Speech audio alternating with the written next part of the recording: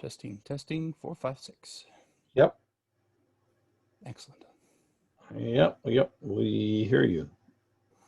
I hear you as well.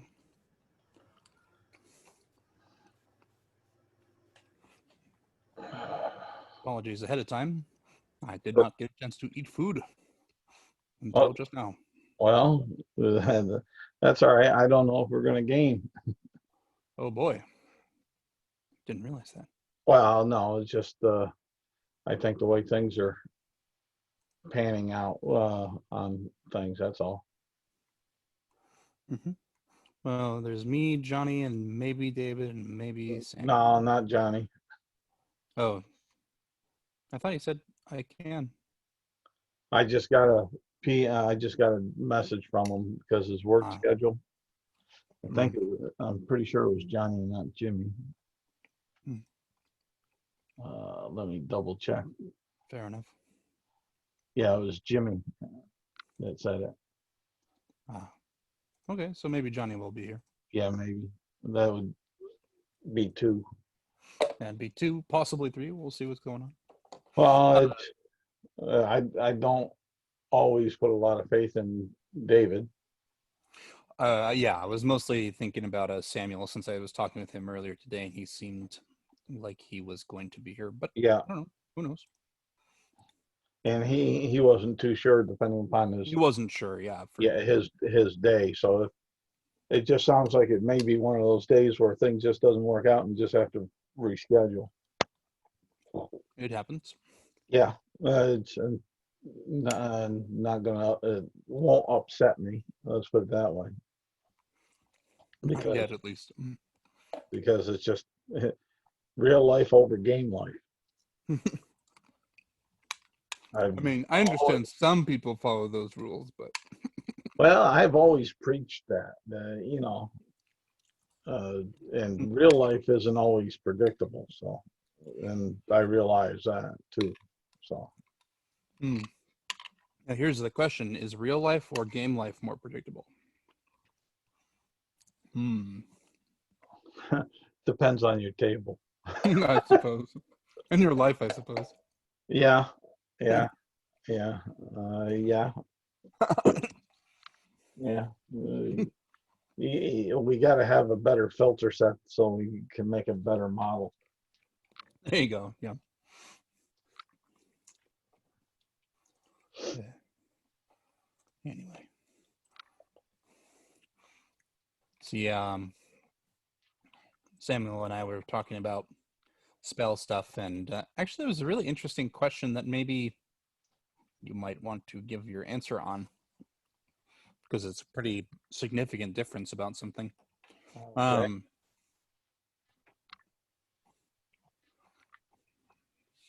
and it has to do with the way counterspells work.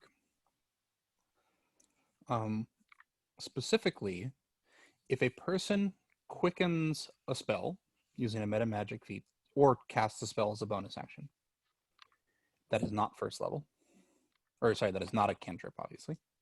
Um, and it's counterspelled.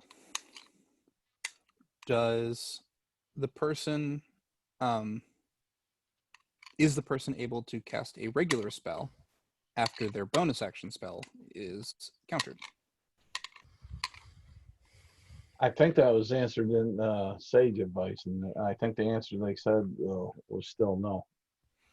Um, the Sage Advice clarified something that implies no. That is correct. Um, Jeremy Crawford or Chris Perkins, Jeremy Crawford, one of those two. The one I'm thinking of, or vaguely remembering, is Crawford talking about it because he Mm-hmm. says actions are still actions, um, and spell the ruling on spells are still the same Well, unless otherwise stated or something like that. You know, his normal. yeah, his normal thing. Um, well, the reason why I think it's a little up in the air, I'll put it that way, Okay. is let's see. Oh, here it is. Oops. Wrong one. I just want to make sure I'm getting the wording correctly here. When I say it's still up in the air, I mean, it seems like it answers the question, you know, that kind of thing. Yeah. But we'll see. So the Crawford clarifies that when successful, counterspell foils a spell that is cast. The casting isn't undone, the spell fails, and it is wasted. And is wasted. So what this means is that, okay, so yeah, you do use spell slots, you're not reversing time, the spell just fails and is wasted. Yeah. But it doesn't clearly state that because this spell is cast, then the regular spellcasting restrictions still apply.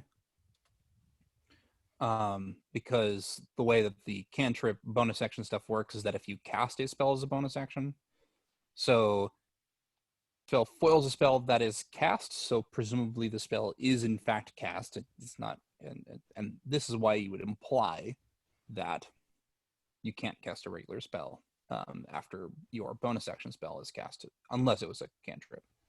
Yeah. And then I think that's, and but I think it's a little more open to interpretation than. Well, I think that's how Crawford explained it in a different Sage Advice. I don't know if it was on the Quicken spell or something else out there, and he ran it on down that it still has the mechanic of you can't cast more than one spell and one cantrip in one turn type. And I don't remember it verbatim, but that was the idea. Yeah, that's what I'm thinking that he was saying at the time. But this is a few months ago that I saw that one pop back up, because that seems to pop up every once in a while. Yeah, that and the action surge thing. People seem to think that action surge will give you another spell, but rules is written, action surge does not give you another spell.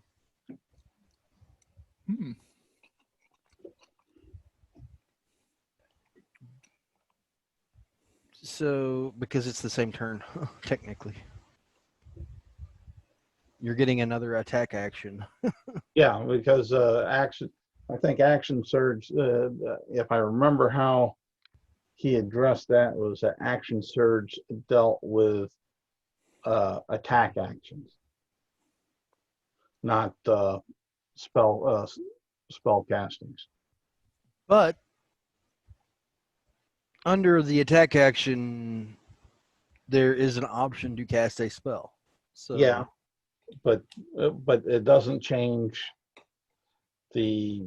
And I think here again, you have me at a complete disadvantage tonight because my memory ain't worth shit. But he was talking about the action surge doesn't change the aspect of how many spells in a turn one can cast. Exactly. I'm paraphrasing to what I think or what I believe he was saying at the time, but I still allow it in all my games. If you're trying to be cheeky, that's an investment that you're making for your character. I don't care. It's not a big deal. I mean, if it's that big of a deal, I've got a spellcaster just for you to undo your spell, anyways.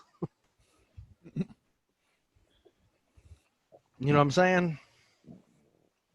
excuse me. Wicked gas and indigestion.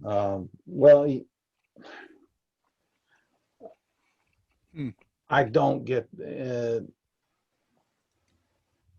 I don't know how best to say that. That almost sounded challenge with the way you said that, Sam. And I know you didn't mean it that way. As far as that, because I think everything is somewhat situational. I still believe in the rule of cool, though use the rule of cool kind of sparingly, or else then it's not cool. That type of thing. At the very least, if you're going to use the rule of cool, make sure everybody gets to use the rule, not just your favorite player. and that's why I put that. Who was it? It was Dungeon Dudes or somebody that did a video on rule of cool, and I put it on the UAG sites because it was interesting and it made sense not to overuse it, not to use it flippantly, but still use it where it made sense, and make sure that sometimes with using the rule of cool that you let them know this is kind of like a one-time deal, because it's not going to be universal all the time, so you can expect that break all the time. Yeah, and I was actually thinking, the way I tend to use rule of cool is whenever it's a ruling that I'm not sure about during the game, I try to just do it whatever is coolest, gets the most done. And often, if somebody wants to do something cool, but the game mechanics don't let them do it, because ability checks are in the game for resolving various, we'll say, things that you want to attempt to do but have a chance of failure at doing, often will use ability checks. So if a person wants to say, if a person says, I want to, run up to this person and attack them, or jump off the cliff and attack them or whatever, rule of cool says, sure, I'll let you do it, but make me a acrobatics check. And if you fail, you just flop. And if you succeed, then you do this cool maneuver, and I have tried something something supposed to, or that's a cool, interesting way to handle things. I've started doing in my games. I'm trying to enforce the skill checks as an action. Well, that's that is actually wrong. All skill checks take your action. By raw, yes, that's true. By raw, that's always been there. And not to step on what you're trying to say, because I know sometimes we do and we don't. I don't always let you guys force you guys to.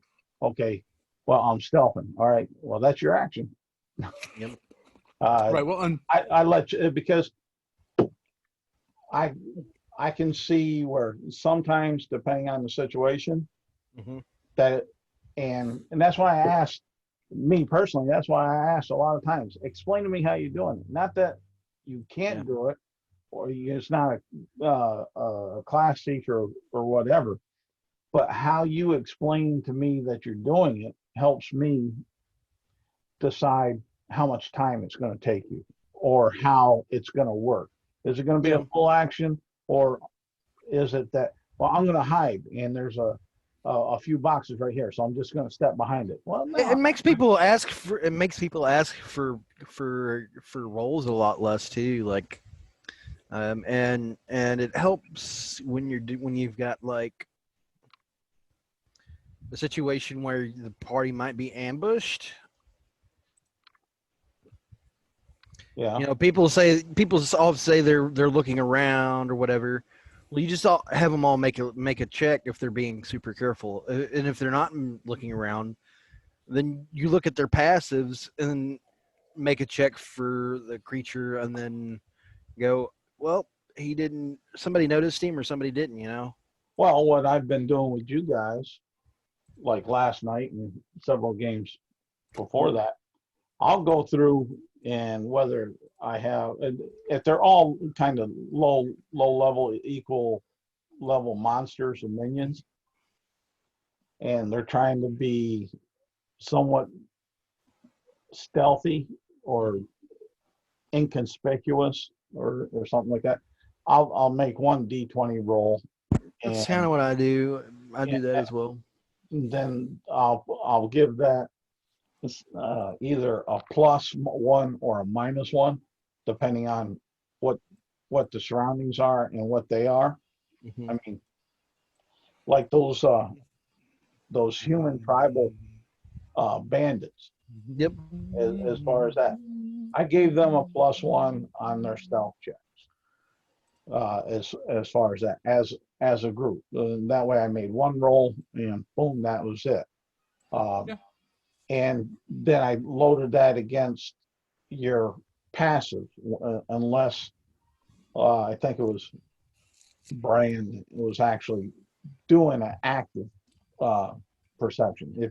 Because if you're not saying that you're doing something that really makes it appear or sound active, Mhm. then yeah, go to the passive as far as that.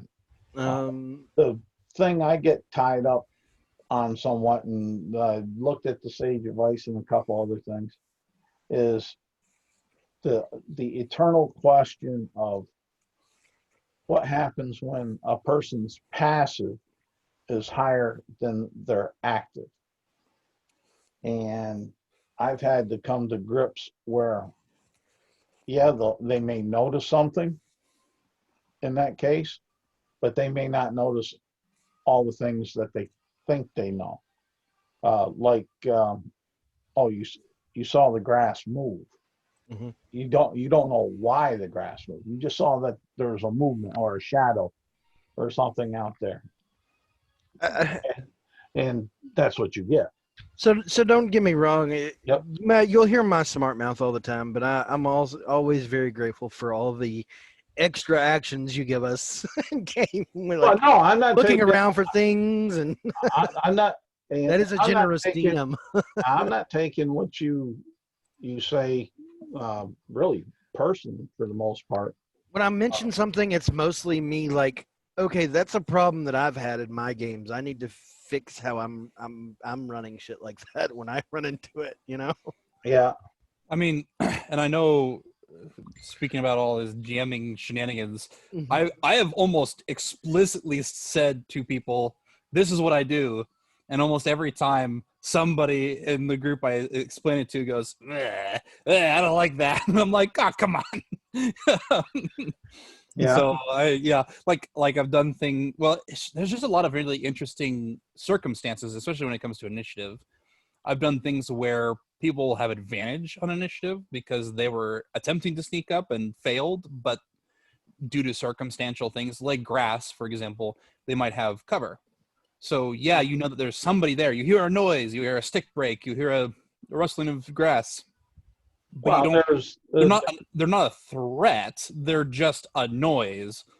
yeah, Um, and I've done it where yeah, you got guys that are as far as have an advantage on initiative or not. That if you're sitting at your campfire at night and you're loud and whatnot, then I might give the beasts that are out there or the monster that's out there or whatever the situation is a little the advantage on initiative because they're hearing you at a distance, so they're already prepared since there's technically no surprise round in 5e.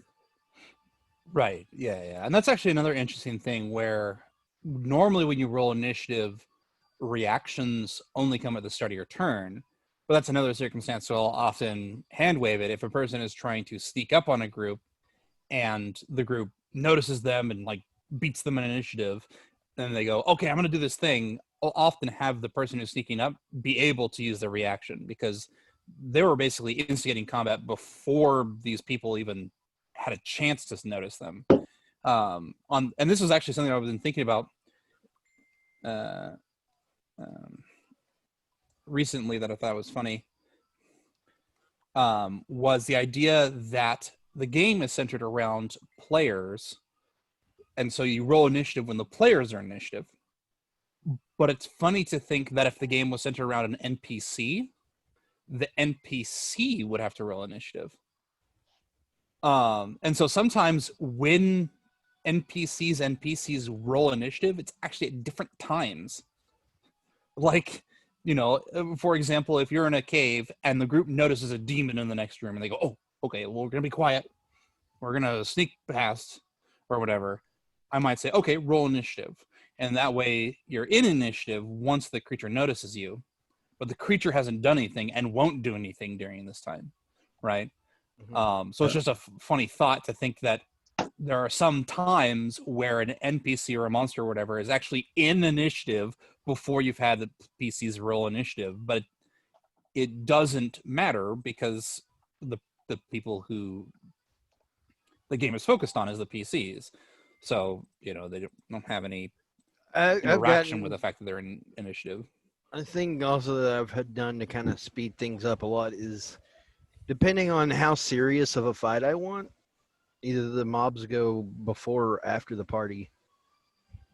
Yep, that's another good way. Or just to roll a whole bunch for mobs. Like if this is something I used to do where it's just like, oh, there's 20 orcs, roll initiative for all of them. But one initiative. But if they go like last, it's like, okay, I'm gonna lose half these orcs before they even get to do anything. But if you roll for each one or like for every two or something like that, then suddenly they basically have some weird form of advantage where some of them get to go first and some of them don't. So there's a lot of interesting things that kind of work for I used to do initiative, stealth, ready to actions, blah blah blah. I used to do the kind of the individual initiatives, and it become especially when you had a good sized group of enemy. It became a organizational nightmare. Yeah, it's a cumbersome thing for me. I don't know why. Oh, okay, you put that in there for him. I was fixing. Yeah, you're trying to direct him to it, but I was just like, man. Well, no, I was over here. I was waiting for my internet browser to open up so I could throw it from the desktop over there. Yep. But you already did. Yep. As far as that, but no, you got 6 or 7, even 8 orcs, and you roll initiative for each of them. Then it's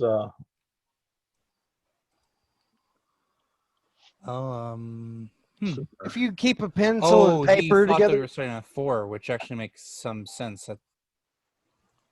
Because we have done that in the past. Yeah. Forgot about that.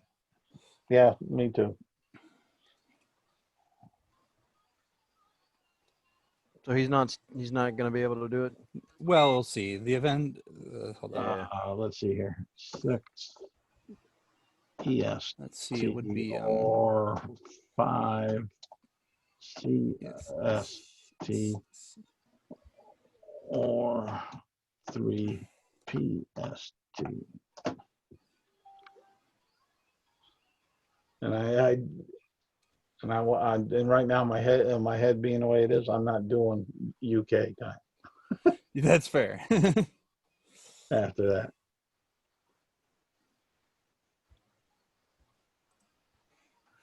We're just saying. The only reason I hopped on time is because Isaac was like, ETA? Yeah. Well, I wasn't sure about you because you said you didn't know. Yeah, today was kind of a shit day, but I decided I'd go ahead and try and escape a little bit. As far as that, so and then had who was it? That's truth be told, I'm just tired of my crew leader at work. Yeah. I'm so sick of her ass. Yeah. She comes in every day trying to make something up that we didn't do or whatever, and we're just like, we work our asses off all day long. You need to shut the fuck up and leave us alone. Yeah. The problem of managing. Nobody likes you, and you sometimes don't have work to do. Finding work as a construction worker, no problem. There's plenty of work to do. Finding work as a manager, please don't. Whatever you do, please, for the love of God, do not look for work. Let's see here, maybe. Yeah, I'm not the biggest fan of one or more of my bosses as well, which I think is a universal truth in America at the very least. But I heard this. There's this guy who does talks about various things, and one of the things he mentioned for managing a workplace and being the manager and all that was that you basically have to deal with the complaints of every employee you have, whereas they only have to deal with you. And so while at work, it's kind of, I mean, obviously the manager has authority on various things, but while at work or, while communicating with people, often the manager has to deal with so many more social awkwardnesses Well, than a depending, regular employee that it's okay to give them a break every once in a while. Be like, okay, listen, I well, understand that I'm complaint number 100 today, but depending Uh, on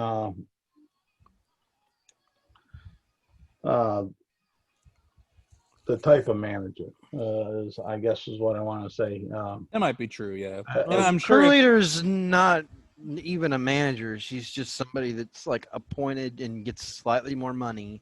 yeah, she's a team Okay. lead. Yeah, she doesn't. She's not even a boss. Like we're told, she is not your boss. She's supposed to help you. But And she's not that. She's yeah, not what she needs to be yeah, at all. yeah, I know that feeling. She but thinks she's a manager and she's not. Or she wants to be a manager, probably is the answer. see from because you whether you're a low level manager, a mid level manager, or upper staff manager, your stress points are all different. Because as a low level manager, you're trying to appease the politics that are above you. You also, at the same time, are trying to appease the politics that are below you, which are the members or Of your team, employees yeah. that you're supposed to look after. Yep. And then right there at your level, you actually have the politics of in a larger corporation or so, appeasing and working with your manager peers that are all at the same level. Yeah. So it's, I'll tell you right now, being in that position, the pay raise wasn't worth the extra work. Yeah, As simple as that. I had guys that worked below me that had a little bit more time in the Department of Defense that actually made more than I did after taxes and everything. Mm-hmm. Yep. But yet But they didn't have the headache. yeah. Well, I think that's the big thing is that there are people who want to manage, and there are people who are good at managing, and those don't overlap perfectly. But they do have a lot of people they have to interact with, and not always to their advantage, I suppose. And so No, I I'm had not, I'm not like this isn't a circumstance where just let them walk all over you or anything. But it's just like well, it's like if you're gonna have a complaint, make sure it's a complaint that is to them. Obviously, you can complain as much as you want about your bosses to literally anybody else. But if you have a complaint that you're bringing to them, make sure it's like resolved. Like they just need to say yes or no to it. Like we're either doing this or we're doing this, and this is why. well, I had And I'm not angry at you. You just need to pick. well, the thing is my view, and this is my view how I handled my people. I was there to protect them from stupid shit. I was there to protect them from themselves. I was there to make sure the mission got done one way or the other. And sometimes that wasn't fun, but the one thing that I always ensured is that whoever worked for me, because when I deployed, I had a lot of times new employees that were with the Department of Defense that I never worked with before and didn't work with me. So they didn't necessarily know my style, my integrity. Sure. Where the guys that have always worked with me or worked with me a lot knew that if I told them, hey, I tried everything I could and I know it's a shit sandwich and we're going to be eating it together. They knew that that was the case. Where I had other peers on my same level that their people wouldn't trust the word they said, even though they knew they had to do what was told to them. They balked, complained, and like that. I tried more to focus on team unity, team mechanics, and trying to cover each other's back, because that was the only way I could see any of us getting out alive. And that happens, I think, in those sort of circumstances. Like, I mean, obviously, there's some people who didn't act that way from the sounds of it, but I don't know. It seems, well, it's just one of those things where well, I think Cup said it perfectly last time. The best bosses are the ones who make you go, wow, we did that together. No problem. Yeah. That was hilarious. But All right. hey, David. We have we have David here, and all I'm gonna say is it was so bad that I was actually plotting how I was going to kill her, literally in real life. damn, that's not good. And told my stepmom, like, I'm probably going to prison. Probably what you should do is you should quit your job for a different job. Is what I think you should do. Well, you should see. I never advise anyone to quit a job until they already have a job lined up. That's solid. All right, okay. I mean, yes, I'll agree Because because sometimes you just need that paycheck. It's just as hardcore and simple as that. Yeah. But it doesn't stop you from looking for better situations. Yep. Well, usually it doesn't. I've not wanted to quit this job until COVID and being stuck with this woman that is basically, she's playing the system basically, but whatever. Okay. Well, yeah, it don't matter where you go. You got people that do that. I mean, I'm sure there's some place out there where nobody's playing the system. No. I don't believe it. Hey, you've been only looking for what, 60 years? Yeah, but and I've seen a lot of people that don't matter what the system is, they try to play. You always have someone. I'm not saying large masses, but you always seem to have someone that's out there to play the system, to give themselves the advantage. Well, even if it's not necessary. Well, yeah, it's often not necessary. But the other thing about it, and it's often like one person in a group of like, well, it almost doesn't matter the size of the group. It's like, I have to interact with 5 people. There's one person who's a problem. Yep. I have to interact with 100 people. One person's a problem. You're like, why? And that one person needs to leave. And that one person makes your job life a living hell. Yeah, you get a phone call at 8:30 in the morning, just after you got everything set up in your office to start the things that you need to start, or your work position, and you get that phone call, and it's like, okay, I know who this is. Let me grab a fresh cup of coffee, get situated here, and we'll start the circus. That's right. Nice. Anyway, I think I'm still playing the same character anyway. Oh, okay. I think we were waiting for. Well, are we waiting until 4? Is that what we kind of were, but David, you playing Light again? You're playing a new character. Delight, yes. Oh, you're playing Delight? I'm still playing Yeah, I'm playing Delight. So just so you know, David, this is the game where you are playing the monk. The monk. Yeah, Tifa. Oh. Cool. Oh, well, if that's what you want to do, we can do that. But I'm whatever. I'm not telling you nothing. I'm just No, I thought we am weren't doing allowed to something play the same character in 2 different campaigns, though. Well, between the two.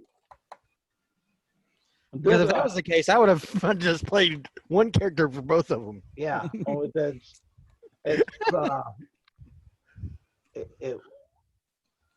Well, for I- this campaign, because there was so much distance, Mhm. I was asking not to do that. Where the light was in over in over on the I'd say the other continent. Yep. And such, and it intertwines with another similar thread over there. Those would have been able to be swapped between Delight or Bubblegum. yeah. And actually, I think it's more of an issue of keeping levels appropriate from a mechanical standpoint. Well, So, like if you were playing the same character in both, even if you could, swap because they were nearby, if you were playing the same character in both, and you happen to be a much higher level than everybody else because of it, that's probably not a good idea. That's what I was trying to do, though. Damn it! But no, I wanted to. Delight, they are level 5, and Bubblegum, she is a alchemist, and she is last I checked, level 3. level 3. Yes. I thought you had a monk. and what level is the monk? I don't know.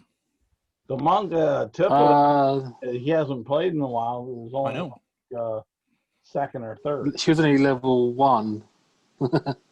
Well, I know she's higher in level 1 because she played more in one game. Oh, she was level 2. Sorry. You played Yeah, 2 she got to games. level That might 2. be true. Yeah. As Yeah. far as that, so it's I So mean, depending on what levels you are, I don't mind. I'm just letting you know that if you want to bring back the character that you were playing for this game, you can do that. If you don't want to bring back that character, then we'll go with something else. Whatever. I mean, it's up to Charles. Whatever. I don't care. yeah. You don't tell me nothing. Well, depending what would what level Ava do everyone is. if Payne died this session, though? Give him proper funeral rites. That's it. And move Yeah. on with her life. I mean, Well, yeah. Yeah, the way you guys handled the death out of the last one, I think they would probably do the same thing. Give you a funky eulogy and set you next to the Minotaur. It might be a nicer eulogy than the Minotaurs, but yes.